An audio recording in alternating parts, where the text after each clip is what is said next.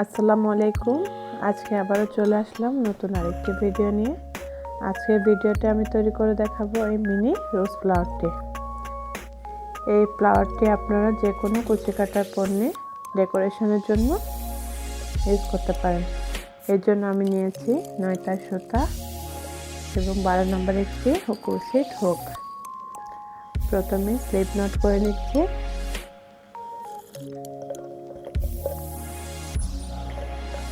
Slip not করা হয়ে গেলে এবারে করে নিচ্ছি 40টা চেন।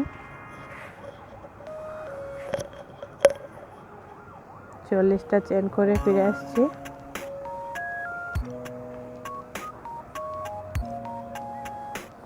আমার 40টা চেন করা হয়ে গেছে। এবারে দ্বিতীয় চেনে হাফ ডাবল ক্রোশেট করে নিচ্ছি এবং একইভাবে তৃতীয় চেনেও হাফ ডাবল ক্রোশেট করে নিচ্ছি। এভাবে 40টা চেনের উপরে হাফ ডাবল ক্রোশেট করে এই তৃতীয় লেয়ারের কাজটি কমপ্লিট করে নেব।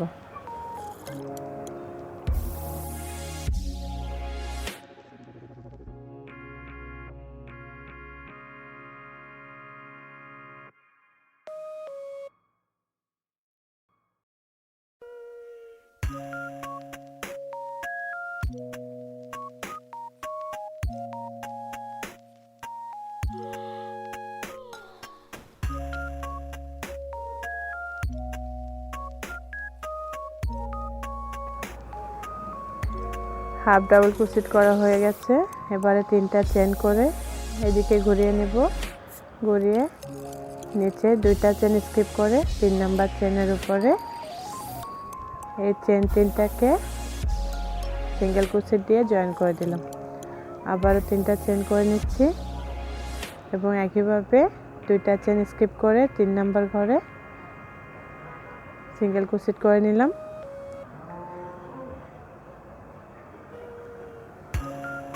আমি আরও একটি করে নিচ্ছি। 40টা হাফ ডাবল ক্রোশেটের উপরে এভাবে চেনের ঘর করে নেব।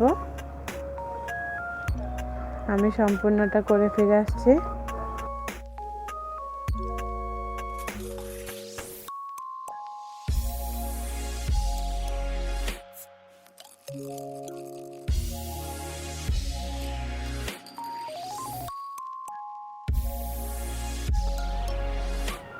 এবার লাস্টের ঘরটাও একইভাবে সিঙ্গেল ক্রোশেট দিয়ে করে নিচ্ছি।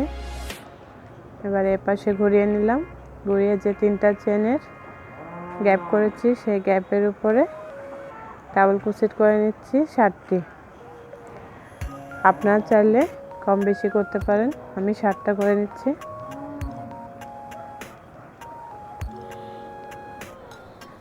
তিনটা করে নিয়েছি। এবারে 4টা ডাবল ক্রোশেট করে নিচ্ছি। এভাবে 60টি ডাবল ক্রোশেট করে নিচ্ছি। 60টি করা হয়ে গেলে পাশে যে সিঙ্গেল ক্রোশেট দিয়ে জয়েন করেছিলাম একই জায়গায় জয়েন করে দেব। আমি লাস্টে ডাবল ক্রোশেটটা করে নিচ্ছি।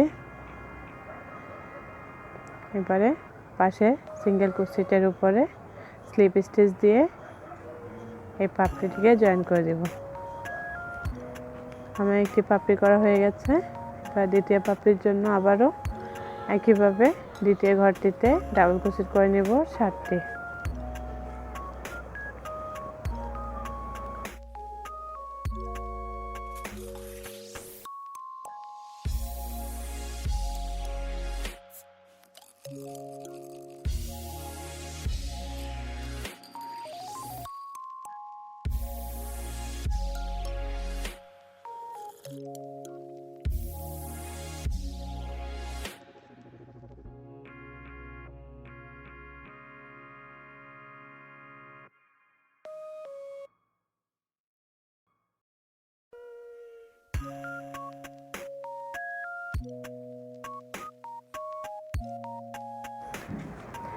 দ্বিতীয় পাপড়িটিকে করা হয়ে গেছে।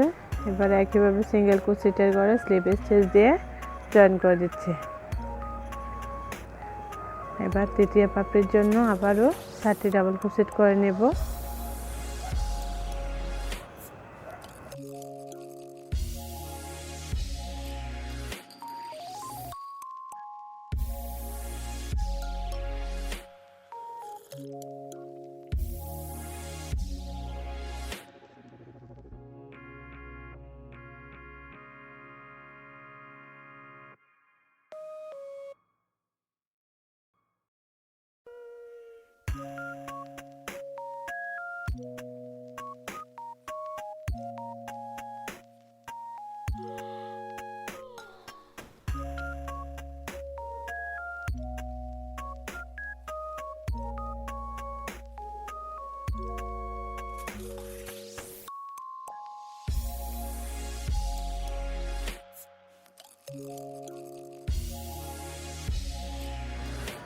আমি লাস্ট পর্যন্ত করে নিয়েছি। এবারে লাস্টে যে ঘরটি আছে সেখানে সিঙ্গেল ক্রোশেটের মাধ্যমে জয়েন করে দিলাম এবং এক্সট্রা চেন করে কেটে নিলাম। এবারে দুই সাইডে যে সুতাগুলো ছিল বাড়তি, সেই সুতাগুলোকে এভাবে গিট দিয়ে দিব। এবারে প্যাটার্নটাকে এভাবে ঘুরিয়ে ঘুরিয়ে গোলাপের শেপে নিয়ে আসবো এবং একটি সুই দিয়ে সেলাই করে দেব।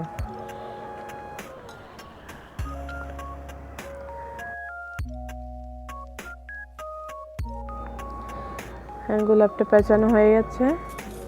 এবারে একটি সুইয়ের মধ্যে সুতাটাকে পরিয়ে এভাবে নিচে সম্পূর্ণ প্যাচটাকে এভাবে রাউন্ড করে সেলাই করে দেব।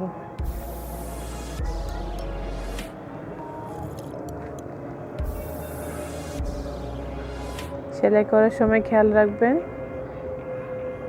যেন সম্পূর্ণ সাইড সেলাই হয়।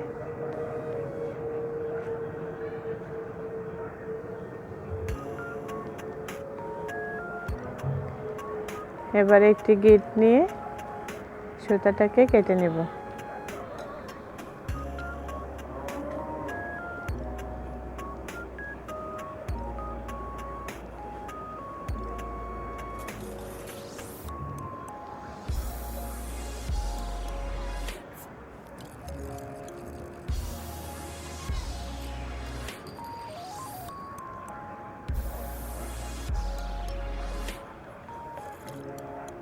এবার সুতাটাকে কেটে নিলাম।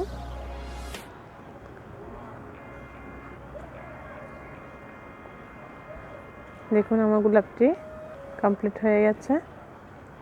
সবাই ভালো থাকবেন। আল্লাহ হাফেজ।